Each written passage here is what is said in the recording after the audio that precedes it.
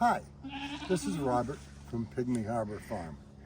I want to tell you about a wonderful thing we found to keep our goats and dogs securely inside the gates.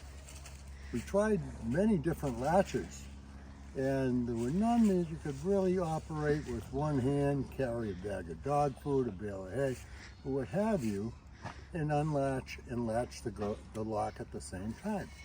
Until Bonnie found this place that makes what they call the best latch. And they weren't lying. And here's an example of it. It has to be 2 inches minimum between the gate and the post.